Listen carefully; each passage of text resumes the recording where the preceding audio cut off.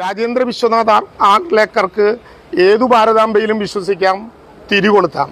പക്ഷേ ഇന്ത്യയുടെ ഗവർണറായിരിക്കുന്ന, കേരളത്തിൻ്റെ ഗവർണറായിരിക്കുന്ന ആർലേക്കർക്ക് ഇന്ത്യയുടെ ഭരണഘടനയും ഇന്ത്യയുടെ വ്യവസ്ഥാപിതമായിട്ടുള്ള ചിന്തകളും മാത്രമേ ഉയർത്തിപ്പിടിക്കാൻ പറ്റൂ. അതിലാണ് ഞങ്ങളുടെ അഭിപ്രായ വ്യത്യാസം. അതുകൊണ്ട് കേരളത്തിലെ മന്ത്രിമാരുടെ രാഷ്ട്രീയ മാനസികാവസ്ഥയെക്കുറിച്ച് അന്വേഷിച്ച് എവിടെയും പോകണ്ട. അത് ഇന്ത്യയുടെ ഭരണഘടനയുടെ മാനസികാവസ്ഥയാണ്, ഇന്ത്യൻ ജനകോടികളുടെ മാനസികാവസ്ഥയാണ്. ആ മാനസികാവസ്ഥ മാറ്റാൻ ആര് വിചാരിച്ചാലും സാധിക്കുകയില്ല. മന്ത്രിമാരുടെ മാനസികാവസ്ഥ മനസ്സിലാകുന്നില്ല എന്ന വിചിത്രമായ ഒരു പ്രസ്താവന നടത്തിയതായി കേട്ടു. മന്ത്രിമാരുടെ മാനസികാവസ്ഥ മനസ്സിലാകാൻ എവിടെയും ട്യൂഷന് പോകേണ്ട കാര്യമില്ല കേരളത്തിലെ ഗവർണർക്ക്. കേരളത്തിലെ മന്ത്രിമാരുടെ മാനസികാവസ്ഥ 142 കോടിയോളം വരുന്ന ഇന്ത്യയിലെ മതനിരപേക്ഷ ജീവിതത്തിൻ്റെ മാനസികാവസ്ഥയാണ്. ആ മാനസികാവസ്ഥ മനസ്സിലാക്കാൻ ഗുരുമൂർത്തിയുടെ ക്ലാസ് കേട്ടതുകൊണ്ടോ RSSന്റെ സ്വാതന്ത്ര്യ സമര ചരിത്രം പഠിച്ചതുകൊണ്ടോ മനസ്സിലാകില്ല.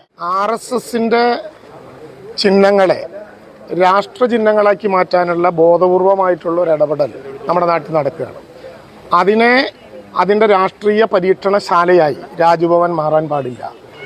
RSS ഇന്ത്യയുടെ സ്വാതന്ത്ര്യം ലഭ്യമാകുന്ന ഘട്ടത്തിൽ കൊടിയായി മാറേണ്ടത് കാവിക്കൊടിയാണ് എന്ന് പ്രഖ്യാപിച്ചിരുന്നു. പക്ഷെ ഇന്ത്യയുടെ ദേശീയ പതാക 142 കോടി മനുഷ്യർ ഇപ്പോഴും നെഞ്ചിലേറ്റുന്ന ഈ ദേശീയ പതാകയാണ് എന്ന് ഞങ്ങൾ ബോധ്യപ്പെടുത്തുകയാണ്. RSSന്റെ പതാക പിടിച്ച അല്ലെങ്കിൽ ആ വിധത്തിലുള്ള കാവ്യ ചിഹ്നങ്ങൾ അവതരിപ്പിക്കപ്പെട്ട് അതെല്ലാം ഇന്ത്യയുടെ ഔദ്യോഗിക ചിഹ്നങ്ങളാകണം എന്നാരെങ്കിലും വാശി പിടിച്ചാൽ അത് പരീക്ഷിക്കാനുള്ള ഒരു പരീക്ഷണശാലയായി ഒരു കാരണവശാലും രാജ്ഭവൻ മാറാൻ പാടില്ല. ഒന്നാമത്തെ കാര്യം. രണ്ടാമത്തെ കാര്യം, വളരെ വിചിത്രമായി തോന്നിയത് ബഹുമാനപ്പെട്ട കേരളത്തിൻ്റെ ഗവർണർ മന്ത്രിമാരുടെ മാനസികാവസ്ഥ മനസ്സിലാകുന്നില്ല എന്ന വിചിത്രമായ ഒരു പ്രസ്താവന നടത്തിയതായി കേട്ടു. മന്ത്രിമാരുടെ മാനസികാവസ്ഥ മനസ്സിലാകാൻ എവിടെയും ട്യൂഷന് പോകേണ്ട കാര്യമില്ല കേരളത്തിലെ ഗവർണർക്ക്. കേരളത്തിലെ മന്ത്രിമാരുടെ മാനസികാവസ്ഥ 142 കോടിയോളം വരുന്ന ഇന്ത്യയിലെ മതനിരപേക്ഷ ജീവിതത്തിൻ്റെ മാനസികാവസ്ഥയാണ്. ആ മാനസികാവസ്ഥ മനസ്സിലാക്കാൻ ഗുരുമൂർത്തിയുടെ ക്ലാസ് കേട്ടതുകൊണ്ടോ RSSന്റെ സ്വാതന്ത്ര്യ സമര ചരിത്രം പഠിച്ചതുകൊണ്ടോ മനസ്സിലാകില്ല. ഭരണഘടന അതുപോലെ കാണാപ്പാഠം പഠിച്ചതുകൊണ്ടും ആകില്ല. ആ ഭരണഘടന ഉണ്ടാകാൻ ഈ രാജ്യത്തെ സ്വാതന്ത്ര്യ സമര മുന്നേറ്റത്തിൽ ജീവത്യാഗം ചെയ്ത മനുഷ്യരുടെ ദീപ്തമായ ചരിത്രത്തെക്കുറിച്ച് അറിവുണ്ടാകണം. ബഹുമാനപ്പെട്ട കേരളത്തിൻ്റെ ഗവർണറോട് ഞങ്ങൾ എപ്പോഴും പറഞ്ഞൊരു കാര്യം, രാജേന്ദ്ര വിശ്വനാഥ് ആർലേക്കർക്ക് ഏതു ഭാരതാംബയിലും വിശ്വസിക്കാം, തിരികൊളുത്താം. പക്ഷേ ഇന്ത്യയുടെ ഗവർണറായിരിക്കുന്ന, കേരളത്തിൻ്റെ ഗവർണറായിരിക്കുന്ന ആർലേക്കർക്ക് ഇന്ത്യയുടെ ഭരണഘടനയും ഇന്ത്യയുടെ വ്യവസ്ഥാപിതമായിട്ടുള്ള ചിന്തകളും മാത്രമേ ഉയർത്തിപ്പിടിക്കാൻ പറ്റൂ. അതിലാണ് ഞങ്ങളുടെ അഭിപ്രായ വ്യത്യാസം. അതുകൊണ്ട് കേരളത്തിലെ മന്ത്രിമാരുടെ രാഷ്ട്രീയ മാനസികാവസ്ഥയെക്കുറിച്ച് അന്വേഷിച്ച് എവിടെയും പോകണ്ട. അത് ഇന്ത്യയുടെ ഭരണഘടനയുടെ മാനസികാവസ്ഥയാണ്, ഇന്ത്യൻ ജനകോടികളുടെ മാനസികാവസ്ഥയാണ്. ആ മാനസികാവസ്ഥ മാറ്റാൻ ആര് വിചാരിച്ചാലും സാധിക്കുകയില്ല. ഗവർണറെ കേരളത്തിലെ ഗവൺമെൻറ് ബഹുമാനിക്കുന്നത് ഗവർണർ ഭരണഘടനയുടെ ഭാഗമായതുകൊണ്ടാണ്. ആ ഗവർണർ ഭരണഘടന തന്നെ ഉയർത്തിപ്പിടിച്ച് മുന്നോട്ട് പോകണം.